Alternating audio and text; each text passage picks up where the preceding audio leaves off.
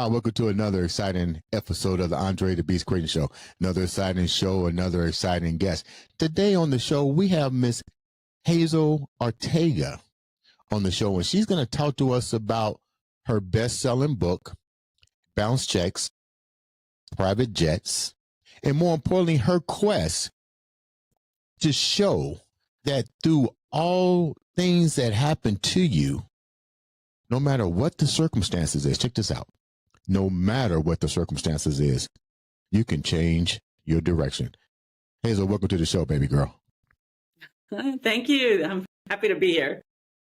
Before we get started, tell the viewers a little bit about who Hazel is. Today, I'm an author and a trainer teaching people how to live their best life. Now, that didn't happen easy for you.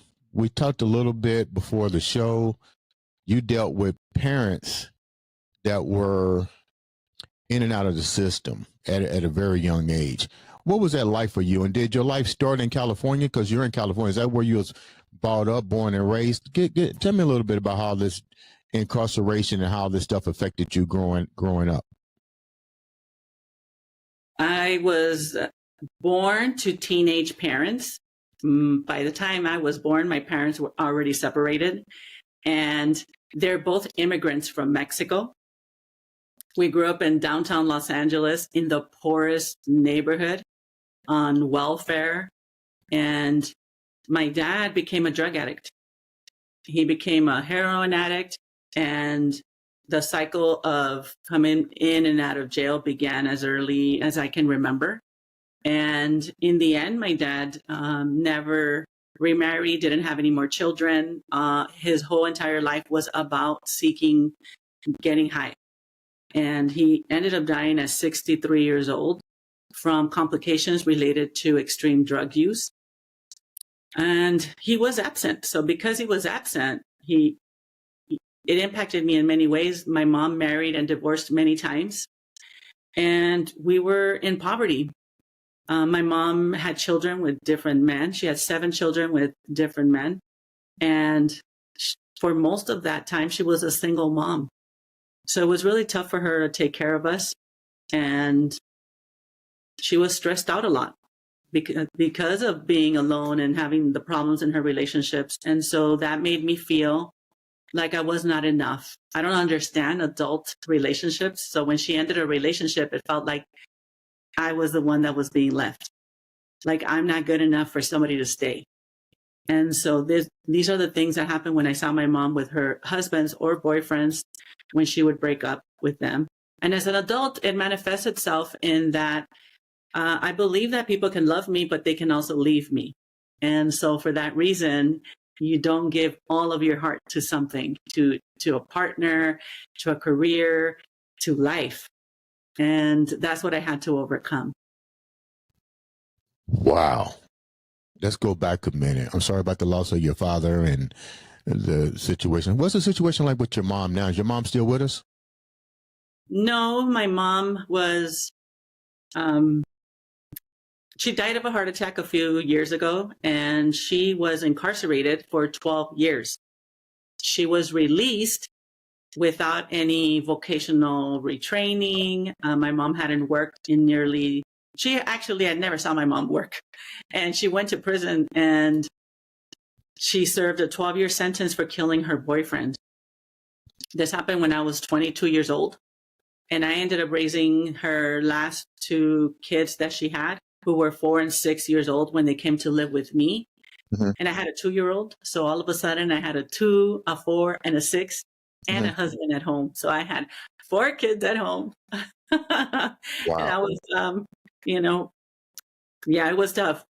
But my mom passed away, and I feel like that's one of the reasons that I'm so passionate about second chances.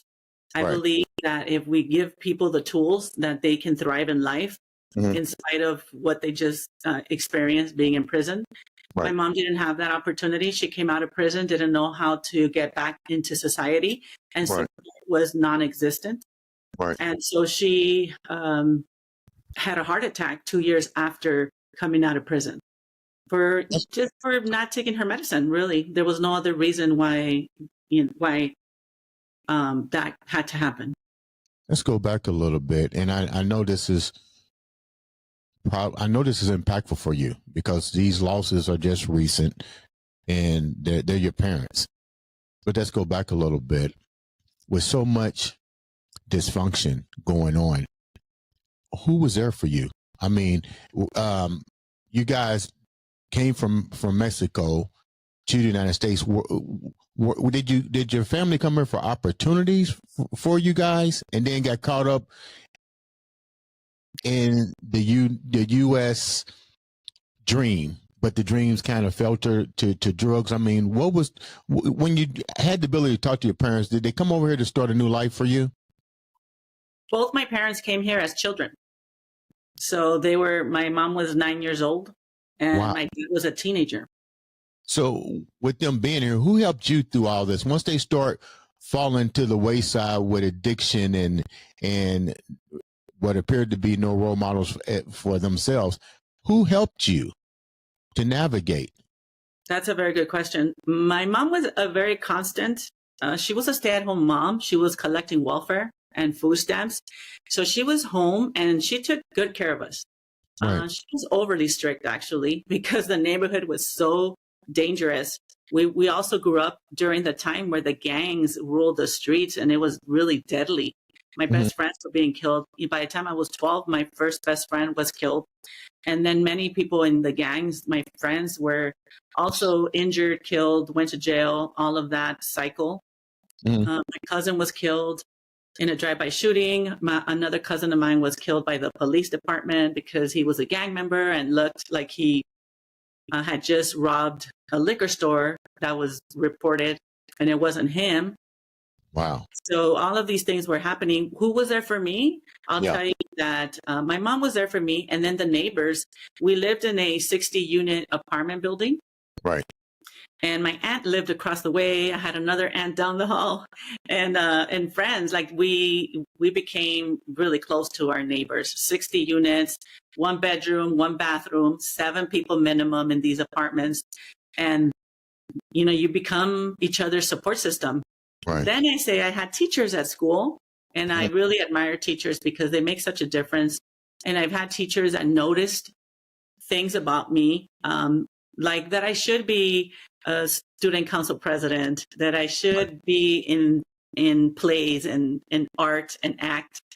Those were like really great things that I did when I was young that helped me.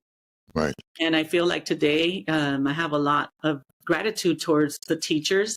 And then I started working, and I also had my bosses that helped me, that saw something in me that I couldn't see in myself. Right. I didn't finish high school, and I got a job like everybody else because your friend works there. It's not because it's your job or somebody asked me was the best, job that you can imagine yourself having. Nobody had that conversation with me. I needed to get a job and help my mom pay bills. I was one of the oldest of the kids, so I needed to help my mom. So I got a job right away, and I started working as a secretary. Didn't mean to cut you off. Let's go back a little bit. You're doing all this at such a young age. When did your dad fall off out of the picture? When did the drugs happen to take over his life? Because was he even a part of your developmental years? He was not part of my developmental years. I don't recall living with him. However, my dad was in jail really close to where I live. So whenever he went to jail for 6 months, 8 months, 2 years, we would drive by the jails and the jail where he was at. And my mom would tell me, look, that's where your dad lives. Wave hello to him. And there were these narrow windows, and I thought my dad could see me. I remember being little and waving at him. So there was some type of connection to him. He wasn't missing for me. And then he would write to me, and I would write to him. And when he would write to me, and pick up where the last letter went, left off. So it wasn't like he was just going through the motions. He was very invested in me, and I felt supported in that way. And then every time he came out of jail, I knew, because he would tell me what day he was going to be released, and I knew to expect him a day or two after that. If not the same day that he got released, he came to see me. So I What was have that like when he came to see you? Because you're talking about a father who has a problem with addiction, and probably during that time that he was in and out, they probably didn't have treatment plans or anything established for them. So how many times did he wind up going back as a result of his consequences, or should we say recidivism? He keeps going back and forth, and with him going back and forth in and out, was he ever really a role model and a father than you wanting him to be a father? Does that make any sense? Yeah. My dad once turned to me and said, I added all the time that I went in and out of jail. Yeah. And if I add all those times together, it's 20 years. Wow. Yeah. And so then I told him, that was my entire childhood of him coming in and out of prison. When I was 35, he was clean for 5 years, which is a miracle because, only 3% of heroin addicts actually kick it. But after the 5 years, he met somebody that was also in recovery, and he ended up falling back after starting that relationship. And then soon after that, he died. Let's go. I'm deeply sorry. And thank you so much for coming on this platform to share such a beautiful and heart-wrenching story too about your life and how you had to deal with this. So let's move forward a little bit. Your mom was cultivating different relationships, different children from this situation. Now that you're an adult and you look back on it, how deeply troubled was your mom? Because it would seem difficult from me on the outside looking in and trying to look in it through your eyes.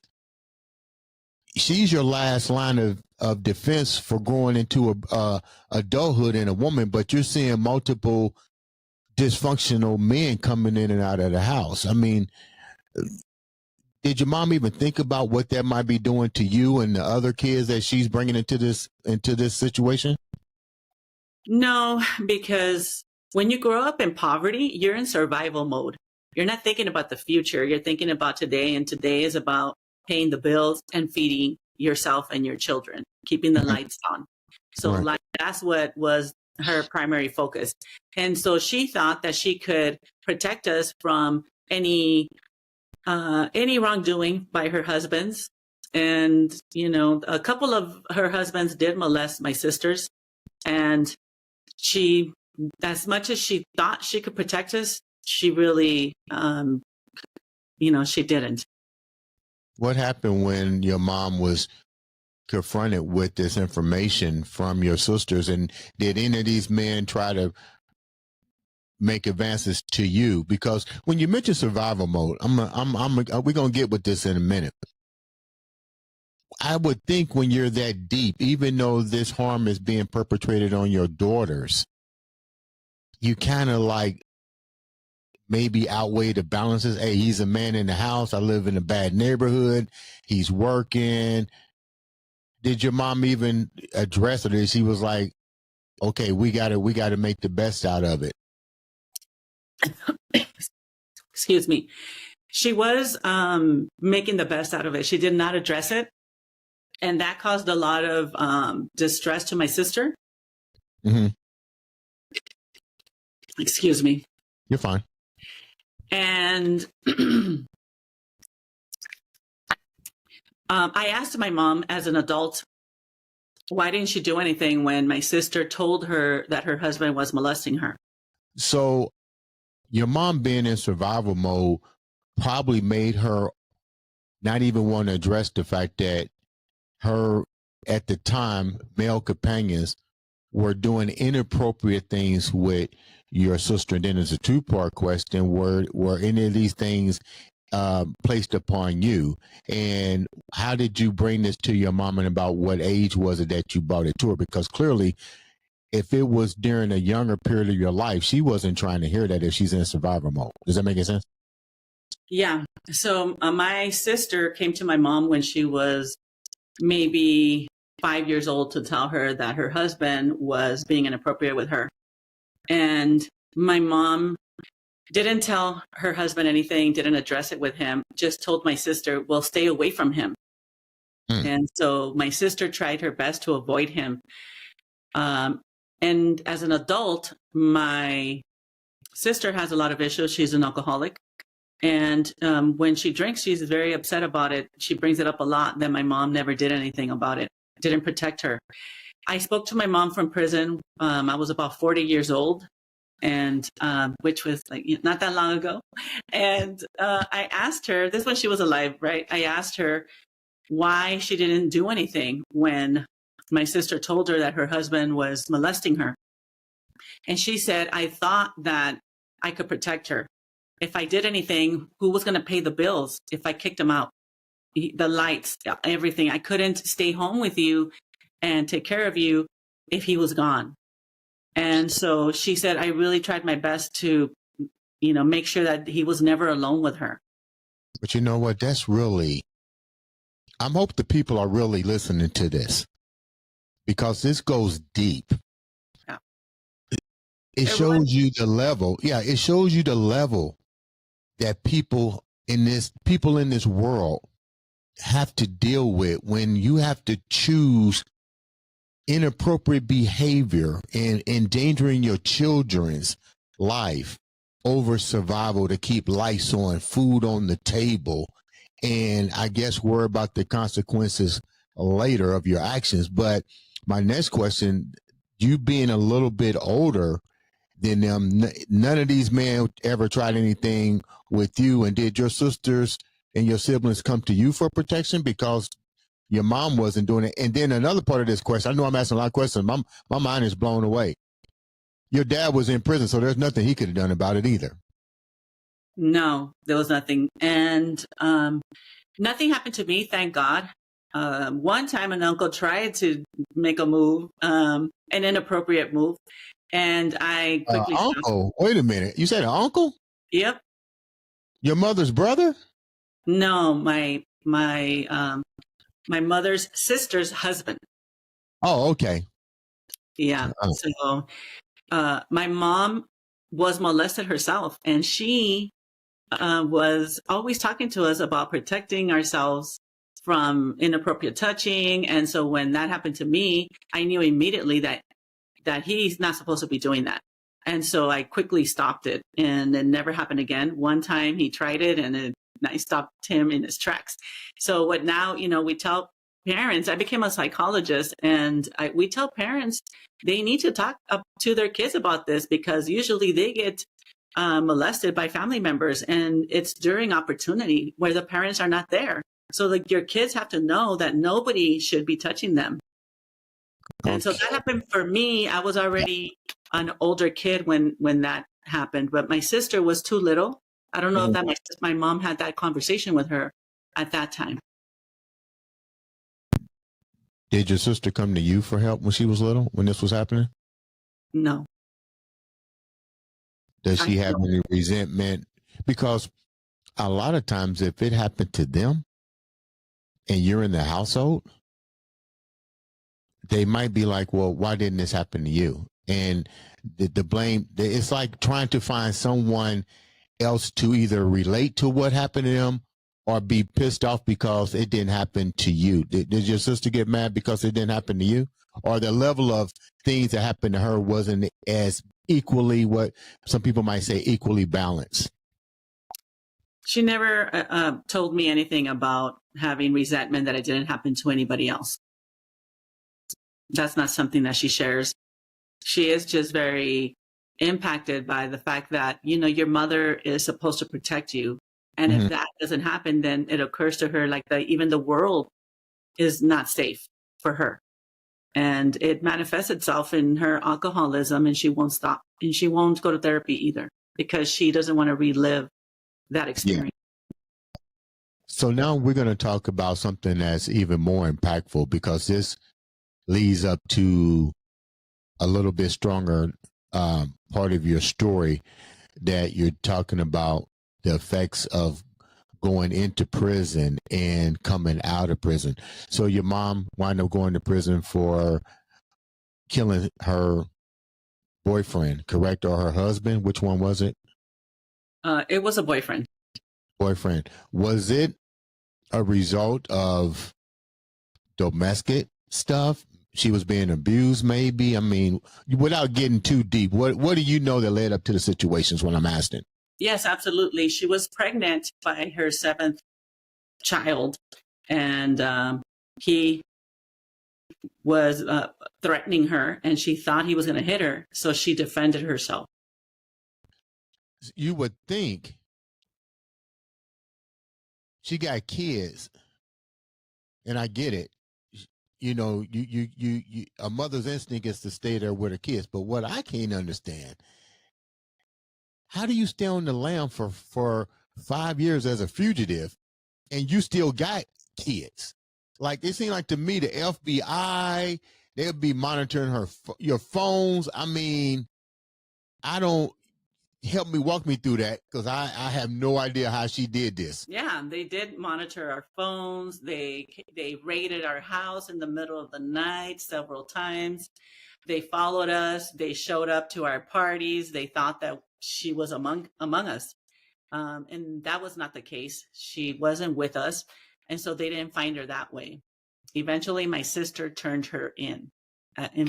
I was just getting ready to say that, because she was angry because her mom, she still held the guilt for her mom letting that stuff happen to her as a child. It wasn't even that sister. It was another sister. My mom confided in her that she was feeling a lot of stress because the kids were growing up and people were asking her why your kids are not in school. And the 6-year-old looked like he was 8 years old. And so Wow. she didn't know what to do, and told my sister that she felt like killing herself and taking the boys with her, because what kind of life would they have without their mother? And so Yeah. that made my sister turn her in. My sister was. She was afraid her mom was going to kill herself, or she was afraid that that wasn't the way to raise her brothers and her brothers and her siblings. She was afraid that my mom would that there would be a tragedy. My mom would kill herself and take the boys with her. As she. Okay. But you knew. How did your mom stay in contact with you? Well, those are kinds of things you don't talk about. And so she found her ways to communicate and get her needs met for 5 years until she went to prison.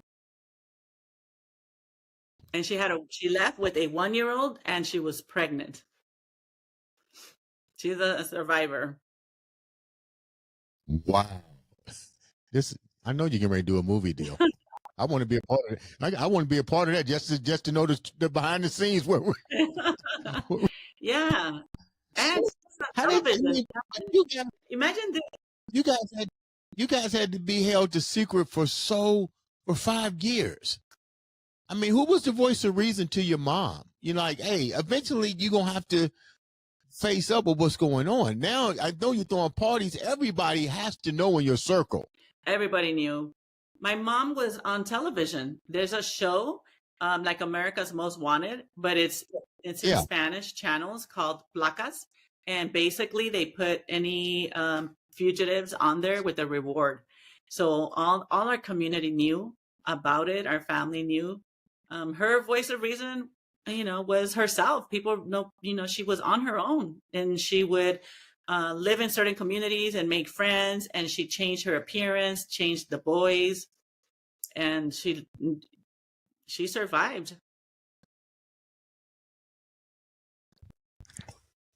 I'm speechless. Hi, welcome to another exciting episode of the Andre The Beast Crayton Show with part two of Lear Jets, different lifestyle, and motivating people with the one, the only Miss Hazel Ortega.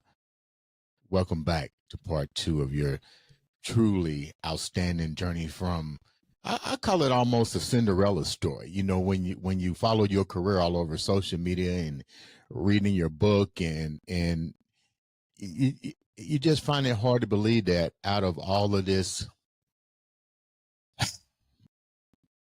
I don't even know if it's called turmoil. I would just think of all the different things that has happened to you in your life. You managed to come out smelling like a little bit of roses. But let's finish up with where we left off.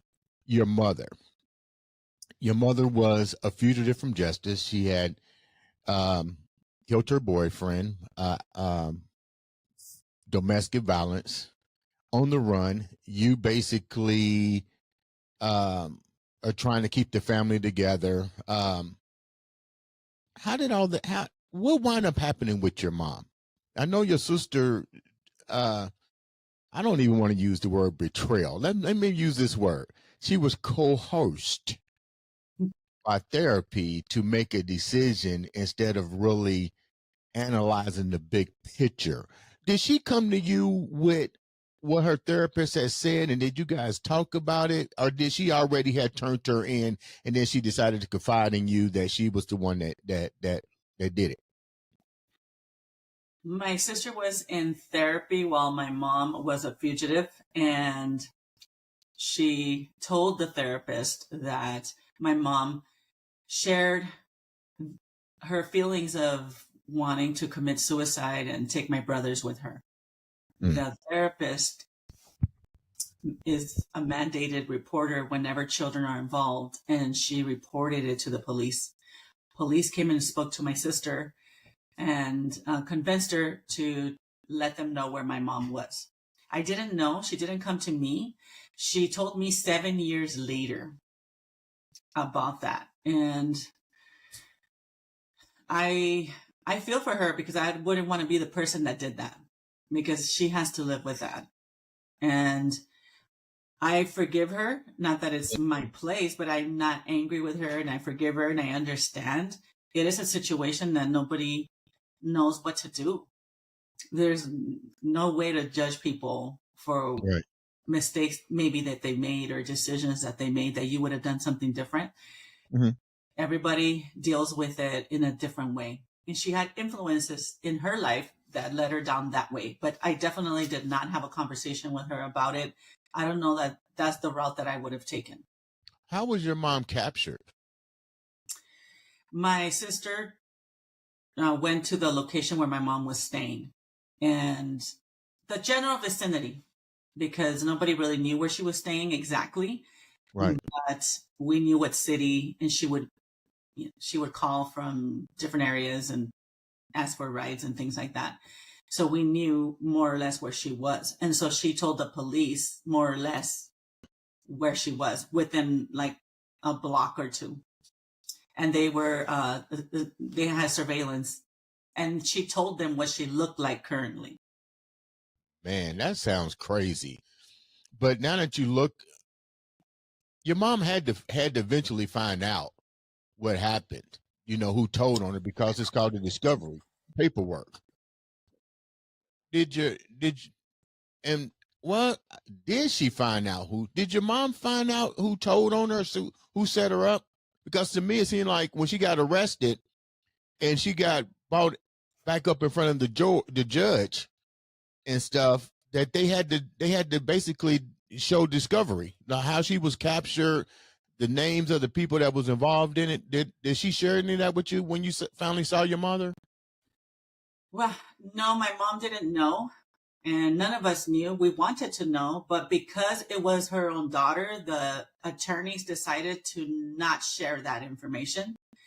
And so we didn't know until my sister told me. She didn't tell my mom, and we didn't tell my mom either.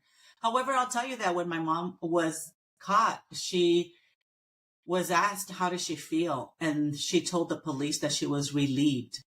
She was tired of running. That was probably my next question. Like, I couldn't imagine being on the run like that for so many years and having to conceal everything about who you are. How long did she stay in? How long did she stay in? 12 years. How old was she when she got captured? About 48 years old. You know, I hate to say this.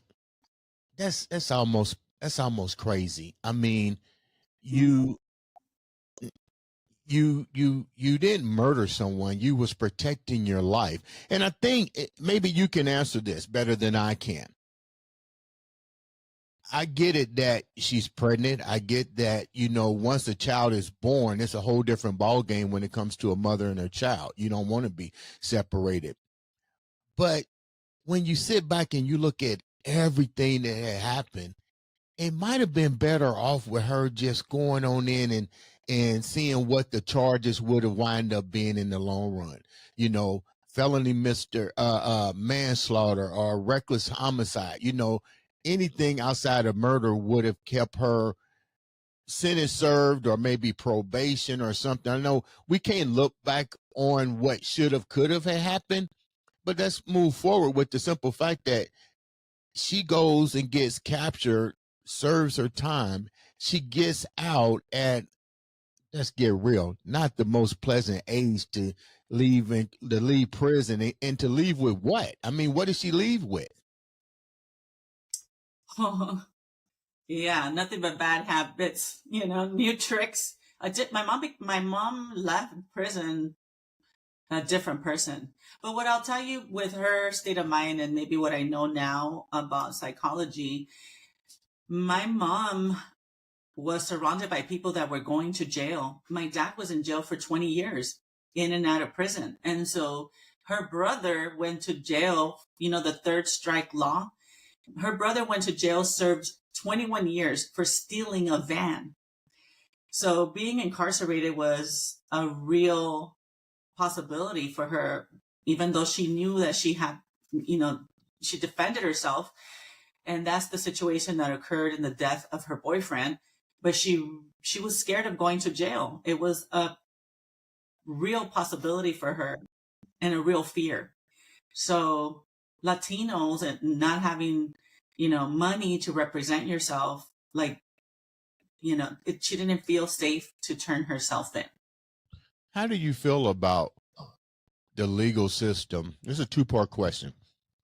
How do you feel about the legal system now? You know, you study psychology. You definitely got your life together. You definitely are going around sharing such a beautiful and impactful story to change the way people think and the way in which they make decisions in their lives.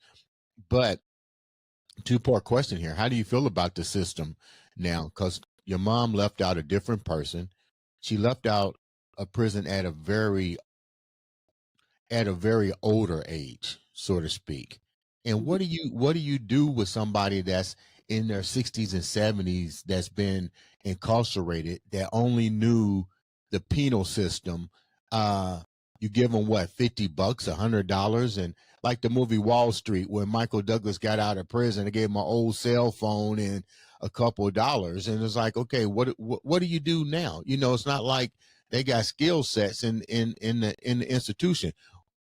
Because this had happened to your mother, because it happened to members of your family, almost like, I don't even want to use the word generational curse. This is call it things that her surroundings put in place of her, also feared her, and her fears came to life.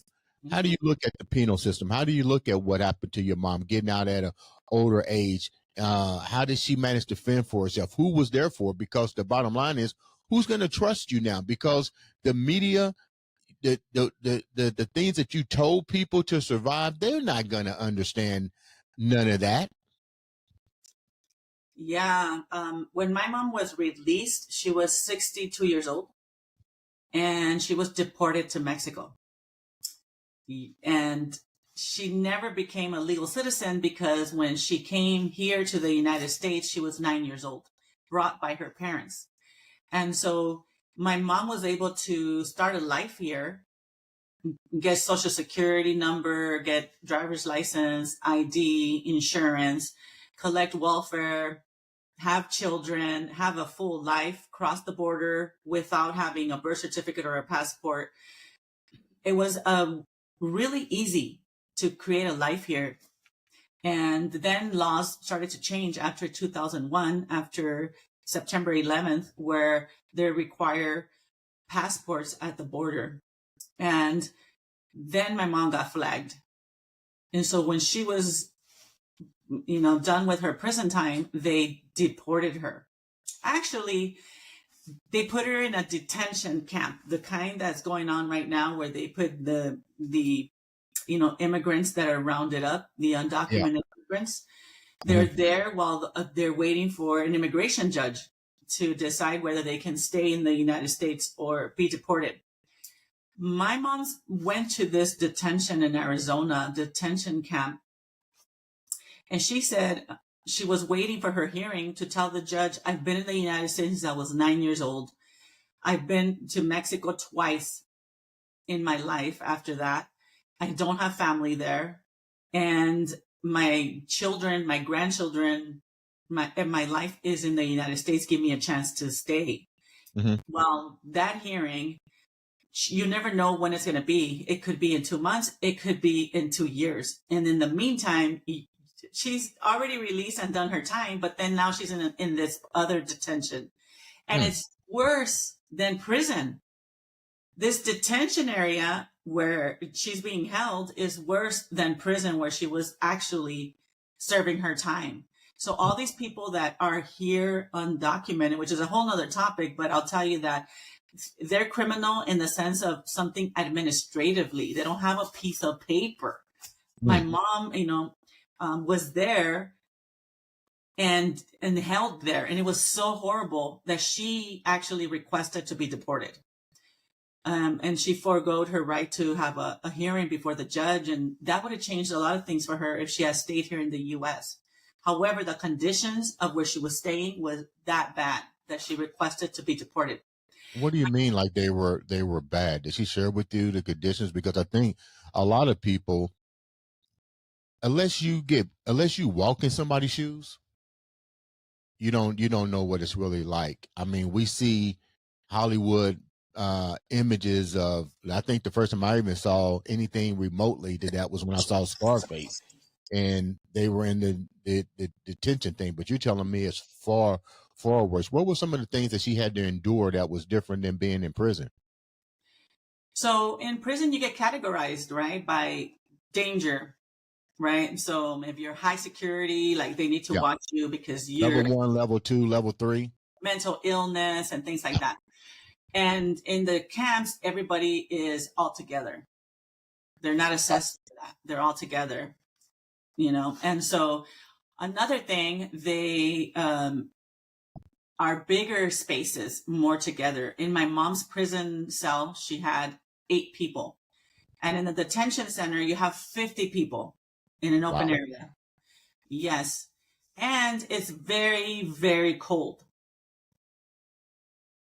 Okay. And my mom was older and she had problems with her bones, and she was getting a lot of leg cramps. And the medical attention also is something that it's not, up to par. At least in the prisons, you get your proper medical attention and medications. And this is something that in the detention centers it's a deficit of that. So proper health care is non-existent there. So my mom chose to deport, and she did. Did you guys go and report these conditions and these things to the proper authorities? Like, hey, my mom's already done her time. Can she get some consideration and get in front of the judge or something?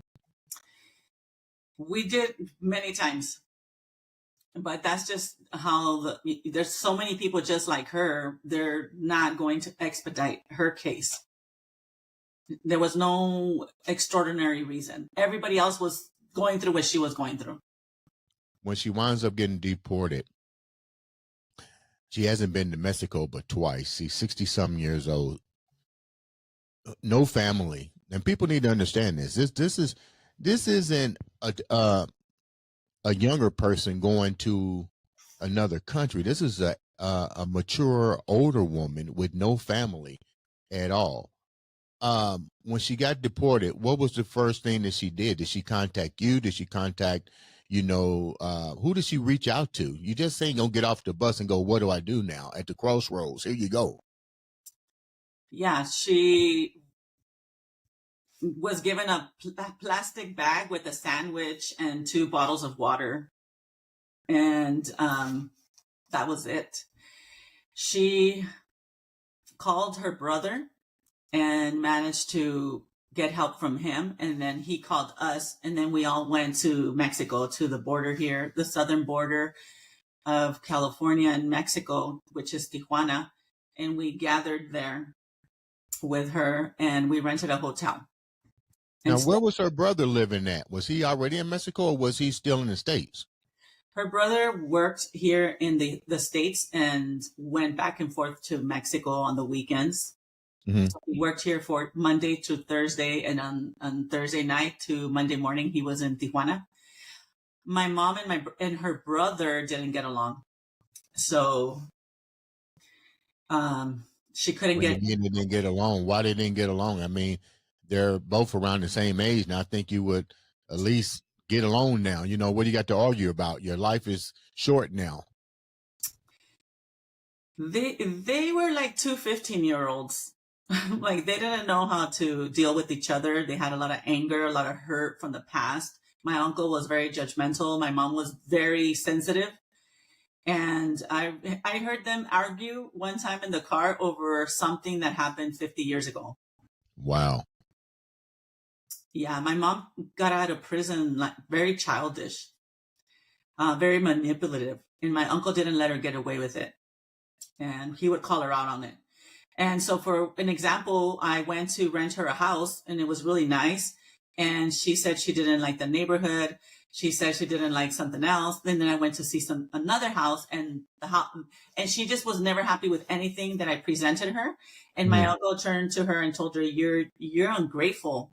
Your daughter's showing you all these, nice places to be and you just find something wrong with everything. And then that just sparked them to just argue horribly about that brings up a good scenario. You just highlighted 2 different personalities, both dealing with some issues of childhood. What was it like for your mom in her family growing up with their parents? We know how your parents were, but how were their parents? Trauma. Their dad was an alcoholic and he came from a prominent family in Mexico. He had like the kind of family that you see in the magazines. My mom's cousins are in government and one of them is on track to be one of Mexico's next presidents. However, their father was the black sheep and alcoholic. And so he was disinherited and died a horrible death on a dirty, ugly mattress in a shed. And my mom's father would abuse their mother, hit her. One time with his car, he smashed their house because they lived in a shed. He rammed the car into their house and flattened it. And that was their childhood. And then my grandmother left their dad and came to the United States to escape him. What was the biggest turnaround for you? Seeing so much almost hopeless. Let's call it what it is. What appears to be hopeless as you get older. When you're young, this shit looks normal.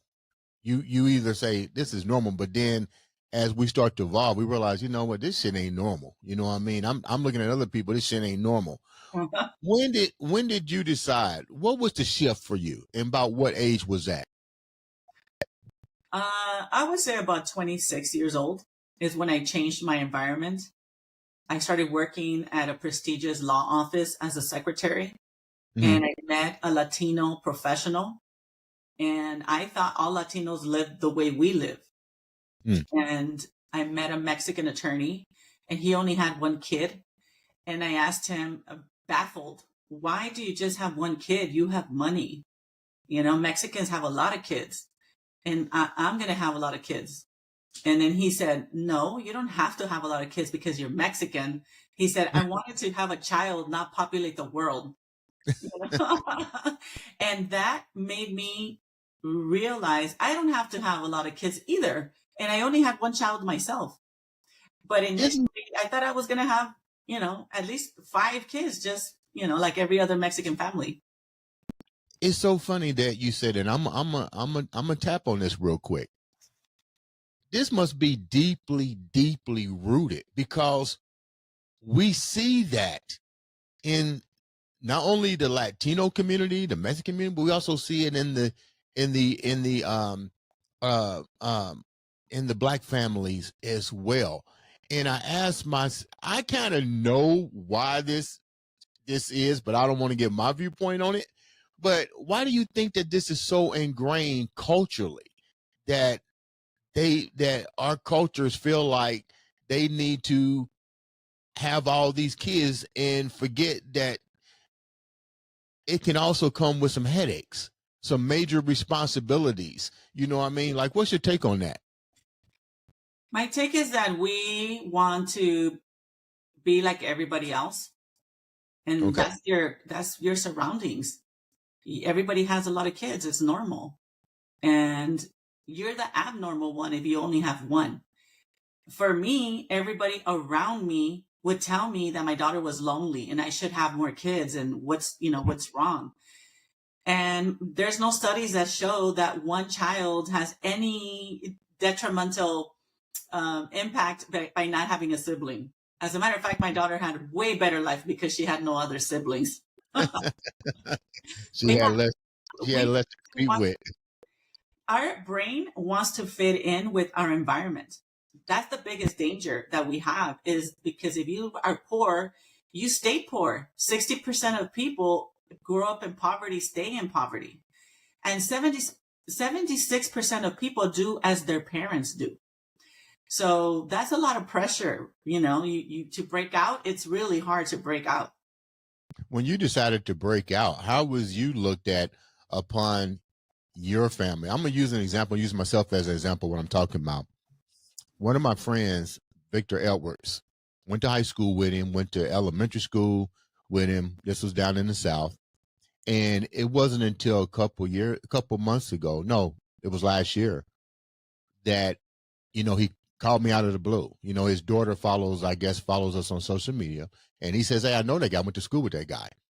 And he said, man, he was telling his daughter the story, my story of overcoming and so forth. And you know what I told him? I said,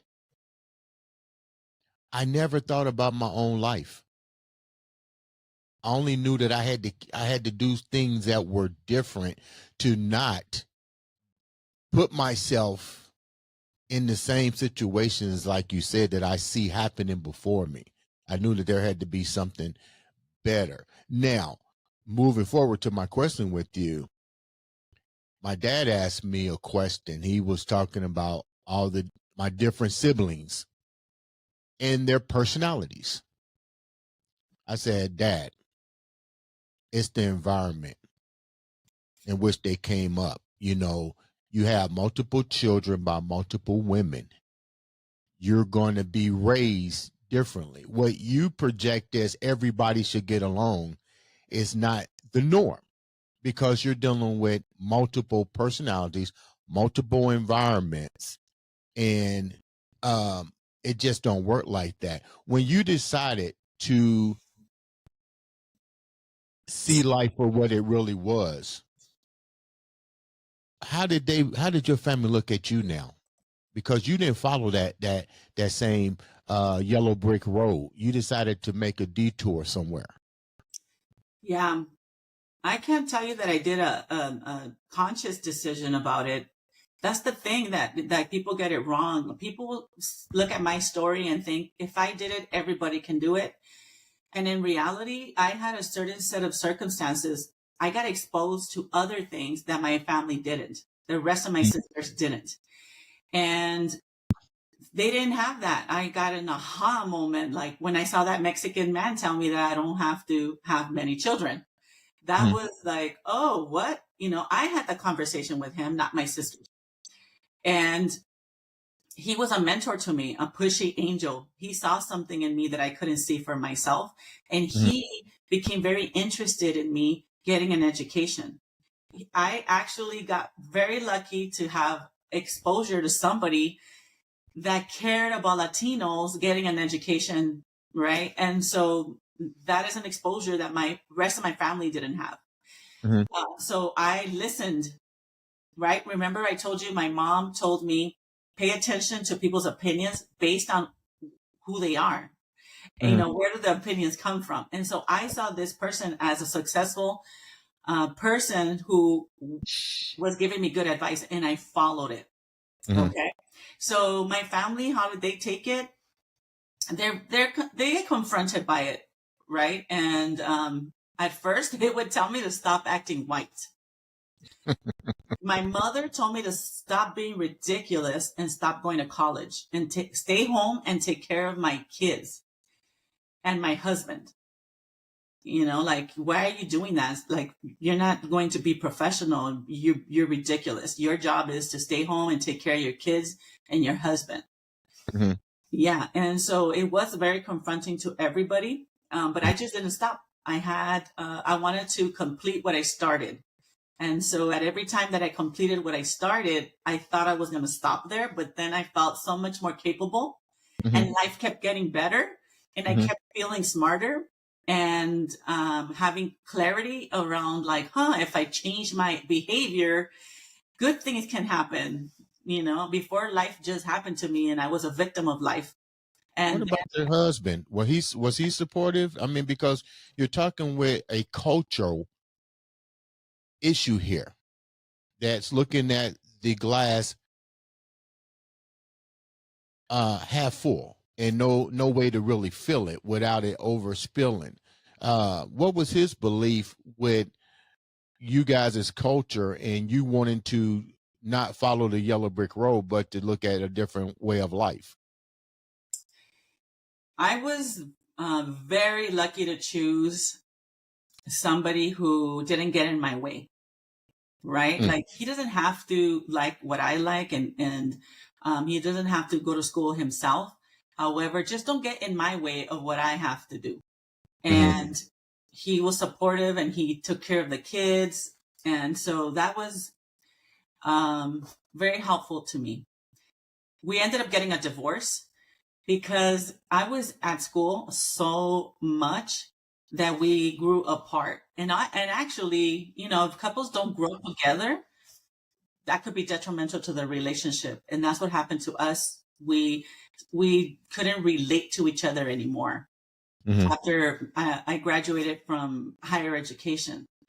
And so we just very cordially decided to get a divorce.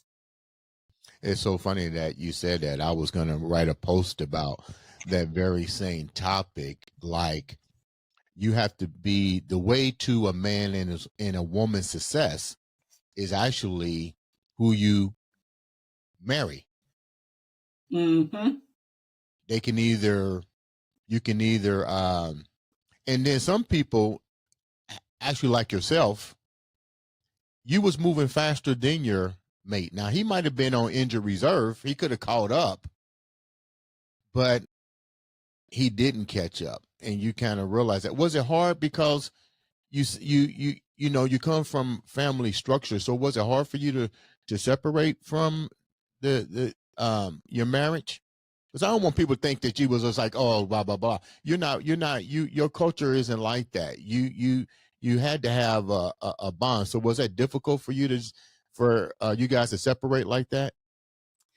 My culture isn't like that. However, my upbringing is that you could get a divorce if you're not happy. My mom married and divorced many times. All those different men that she had babies with were her husbands. I asked her, why did you get married so many times? And she thought each time was forever. On my wedding day, I was very nervous, and my mom told me, "Don't be so nervous. You could always get a divorce." Yeah. So I left him, and quite easily. Later, I did, feel the impact of it. Once you get the divorce papers, there's a feeling about that, and so it was. What was that feeling? I'm curious. What was that feeling? Well, I felt alone.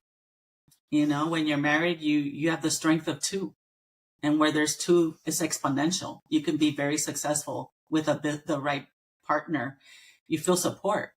And he is the father of my daughter. I had another issue where he was in an accident after we were divorced, and it was grave. I thought he was going to die.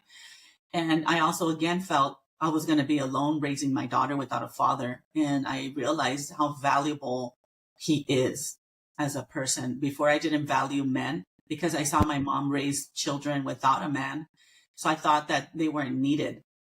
And when he had this near-death experience, I really felt his presence and how important he is. And just even thinking the impact on my daughter's father to be gone is terrible. You mentioned your mom said you saw yourself taking or seeing some of the things that your mom went through without different men, but then they're not there. Chemical dependencies, just the whole 9 yards. You saw complete dysfunction when it came to relationships. You get ready to get married, and your mom says, "Oh, don't worry, you can, always divorce." And my question here is, you have very minimum space with your mom, as her being a fugitive and trying to save herself and try to save your brothers. Two-part question: what was the most valuable things that you got from your mother as far as lessons that you carry to this day? um and then the second part of the question is, how is your brothers? How did they adjust through all this? Because at one particular point she was protecting him, and then at one point, according to your sister, she was going to take her life in their life. Okay, so growing up, my mom was home. She was a stay-at-home mom on welfare, and her number one goal was to take care of us and make sure that we were safe, right? Imagine, like, you just want your kids to survive. She really thought if she wasn't there that we could die or our lives could get ruined.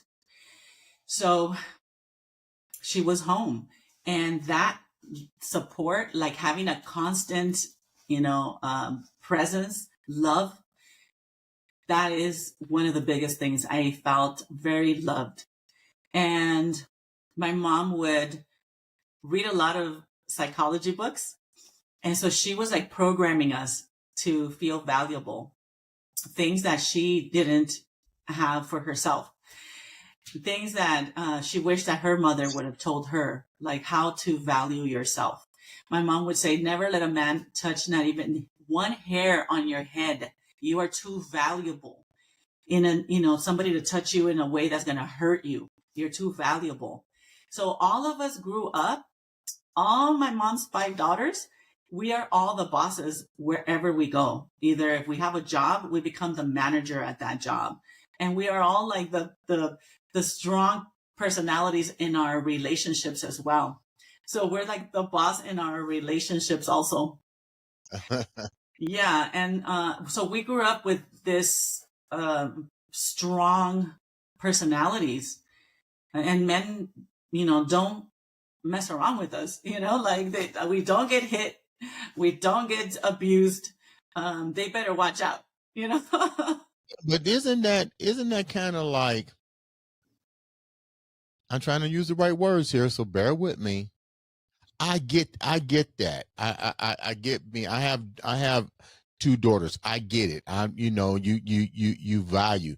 But when does over femininity and over masculine take away from the man? I mean, how does your husband? I mean, your husband. You now remarried, right? So, how does he feel about this strong um, overly femininity into the relationship? I'm not remarried, but I do have a long-term relationship, which is exactly what I was looking for. And I have 17 years living in a stable relationship. That was, that's better than I could have dreamed of. Mm-hmm. How does he feel? He grew up with a successful family unit. Mother was a retired teacher, and his father retired also from his job.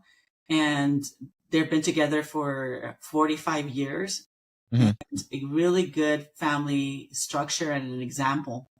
Mm-hmm. And I can see his father with his mother, and I can see where my partner gets being a good partner from. He learned from his dad, and he loves me and supports me. And I actually, before I got into a serious relationship, I knew that I wanted somebody that can be with a strong, successful woman. I had to attract a man that could have that ability. Now let's ask the last question. Your brothers, how are they dealing with everything that happened and their reflection on their mother? My brothers are beautiful souls. They have no animosity towards my mother.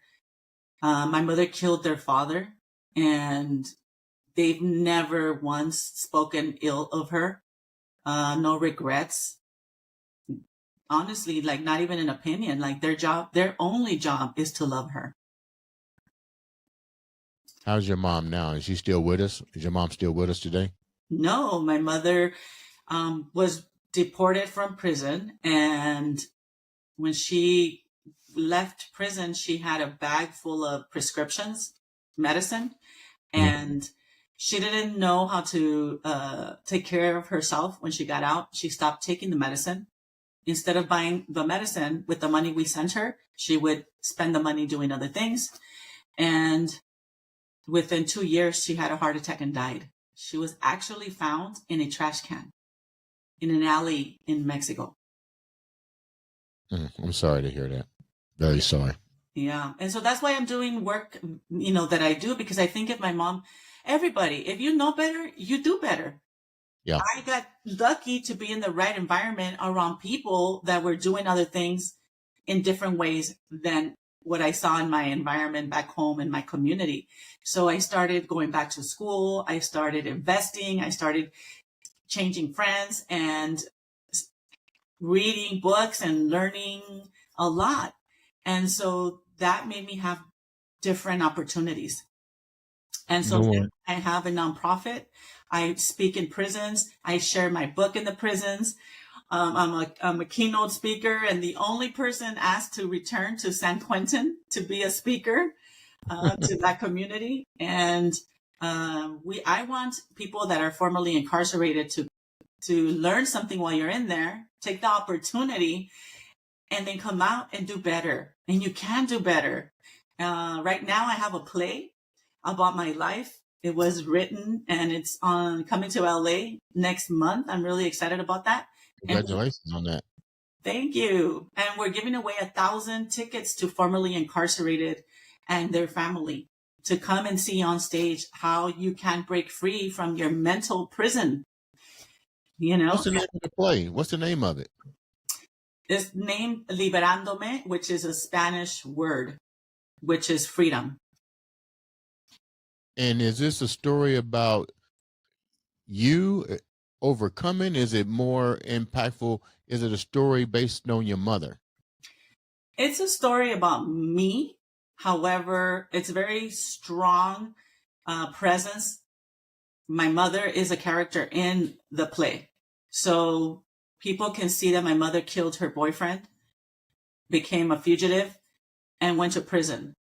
And a lot of people have a story of like, well, my parents went to prison, and therefore, it's natural that I go to prison.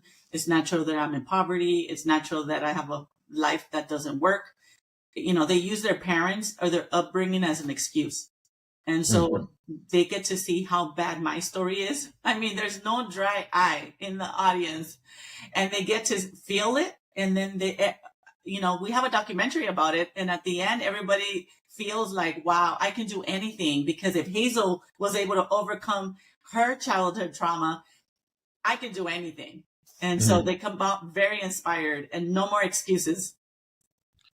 You know, I'm sitting here and I can't get this image out of my mind of seeing your mother being found in a dumpster.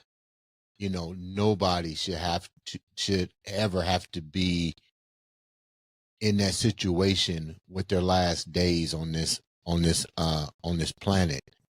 And to know that she spent so many years in a system, and it makes you wonder, when people get in this situation, incarceration, is it just profitable just to keep them there and not offer them things, or is it up to the inmates to ask for opportunities so they don't come back out in a recidivism type situation or a mental crisis? I mean, how do we really fix the system? That's my question to you. How do we really fix the system? You lost your mother to it. She came to this country at 9 years old. At that particular point in time, you probably didn't need all these paperworks and stuff. You know what I mean? And the same with her trying to live the American dream, she wind up at the end going back to Mexico and wind up dying there. That's really sad. What needs to be done?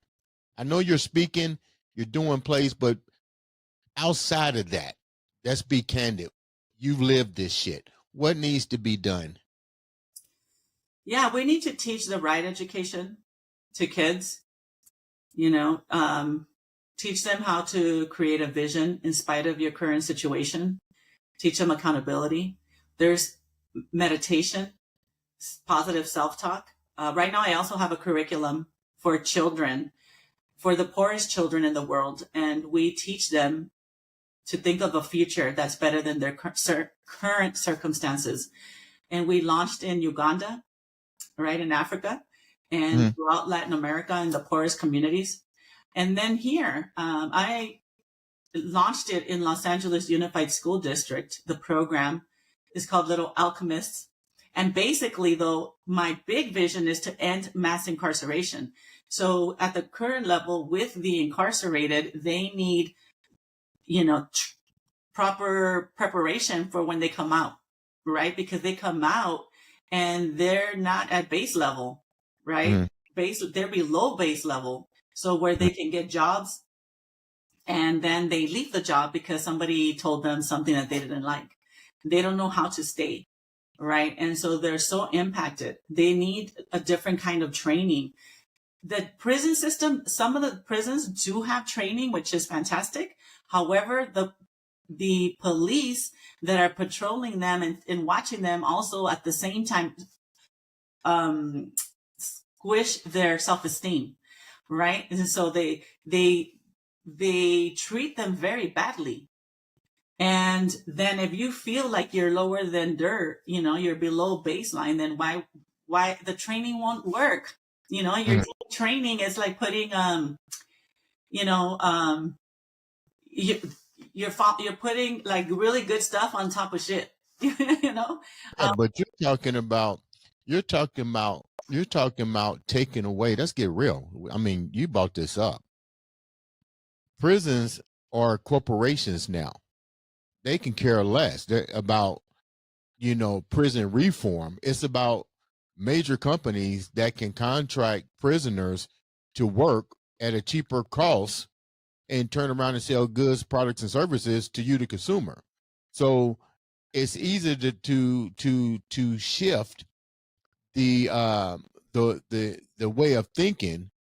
Let me rephrase this. The average consumer can care less about somebody going in and out of a prison system, but they fail to realize that half of the goods and services from large manufacturers, even minimum manufacturers, come from the prison system. So they're more concerned about bodies going in versus bodies going out. So you're not going to get funding, or the funding, the funding, the the standing ovations to put those programs in a system that generates billions and billions of dollars worldwide. Yeah. My mom was working while in prison, getting paid 30 cents an hour. And she was making Victoria's Secret underwear. And she was sewing. She actually had a work-related injury of carpal tunnel and cubital tunnel problems with her wrist and her elbows when she got out of prison. And her fingers and hands went numb. So, Hazel, your mom's fingers, while she was in prison, doing stuff for Victoria's Secrets, all of a sudden she leaves the prison system and her fingers gets numb. She don't get any workers' comp, nothing, because she's not even, let's call it what it is, she's not even legal. She's been deported. What's your take on that your mom spent so much, countless hours, probably only making, 25 cents for a company that charges almost $30 for a pair of panties? Yeah, it's like a servant labor, right? Mm-hmm. And she worked long hours. It was not even like ergonomically correct. You know, when you go work at an employer, they set you up, according to your height, you're sitting properly. Everybody should watch themselves with that, because now that most people are working from home remotely, once you damage the nerves in your hands and your elbows, it's irreversible. You need surgery or you need to change jobs. And so, with my mom, I felt that she was basically a slave in jail, getting paid 30 cents an hour. That's crazy. For how many years was that? How many years? 12. So multiply 30 cents times, they probably made them work 5 days a week, 2 days off. That's not even a lot of money. No, not at all. And then the jail sells you their products and they're marked up, So like if you want to eat an avocado, it might cost $3 at the market, but it'll cost $7 to them inside. The biggest scam the United States has going on right now is privatized prisons. And people, what's still funny, people still don't believe that exists. They go, you're crazy. That's not how it works. I said, ask people whose parents are part of that system. Talk about the people that got busted with companies, like you said, Victoria's Secrets, and I believe a couple potato chip manufacturers are operating out of, but it's illegal, but it's not illegal. It's cheap labor. No, and they're making a lot of money. They also have a magazine where they sell televisions and jackets and shoes and socks, and everything is overpriced. Yeah, and so somebody needs to look into it, but nobody will, because the lobbyists, they donate so much money to be able to operate this way. And I just want to tell you, the world of visiting them, for us, I used to go visit my mom, and it's expensive, right? You go visit, and then you have to buy food while you're there, because you can visit up to 8 hours in one day and stay with them. And you have to eat when you're there, and it's expensive. The food is expensive. And like the avocado is $7, right? It's not going to solve your hunger. Yet there's 5 people visiting. Yeah. So you can't go that often because it's expensive, or you have to eat before you walk in, because if you eat there, it's really expensive. So yeah, it's a whole economy in there. Let's talk about, before we wrap up, the loss of your mom. Tragic, how she passed away. Not something I would even imagine happening to anybody. Going to another country after being here for so long, being caught up in the system, all because of a simple domestic situation that never should have happened, has changed everybody's life at this particular point. How are you dealing with all of this now, knowing that your mother's no longer with us, and the things that she had to deal with to raise beautiful daughters, a beautiful family, beautiful sons, and to, let's call it what it is, be let down by not only a country that she loved, but also going back to a country that she had no real ties to be taken away from us. How do I deal with it? I share my story, and I'm hoping to lower, mass incarceration, actually, sharing my story and suffering, right? We don't have to follow the trajectory of our parents. At the end of the day, it's the individual's responsibilities to live a right life, right? But my mom didn't have access to this knowledge. I think my mom, if she knew the power that she had to make different choices, she would, but she didn't know. And so she just followed the trajectory that was, for people that, are trapped in their mind. And so there are so many people that are victims of life. And that's why I am such an advocate for people getting the right education from like as early as possible. How are you Like being how are you being received right now with this campaign that you're going around trying to stop mass incarceration and ignorance? Not ignorance, let me use a different word. Not having resources available to educate you. Like, how are you being received right now with the social media and people in general?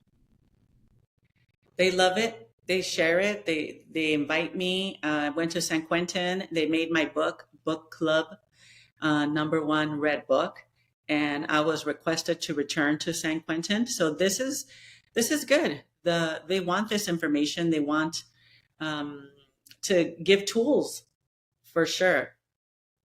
I'm doing what I can. You know what? I'm seeing you on social media. You're doing a lot more than what you can. I thought I was busy. You're always busy. I'm like, okay, there she goes again. how can the viewers reach out to you and support your cause? Instagram is the best way, under my name, Hazel Ortega Official. And I still check all my messages. I have 1,000 tickets to give away for justice impacted communities, families, for free to come and see my story on stage and receive my book and giveaways. We're going to have a lot of fun that day. November 23rd in Los Angeles. In Los Angeles. Guys, make sure you click, share, like, follow the whole 9 yards. All it takes is one click to make a difference in somebody's life, as well as your own. You know what? You had such a beautiful story, Hazel. If I've heard many stories on this platform, and yours by far is one of the top on the list, because despite everything that you've gone through, you're still out there with boots on, doing what you need to do to make a difference. And my hat's off to you. You definitely have that beast mindset. With that said, thank you so much for taking time to come on the show. And ladies and gentlemen, like I always say, this has been another, and I do mean another, exciting episode of the Andre the Beast Crayton Show.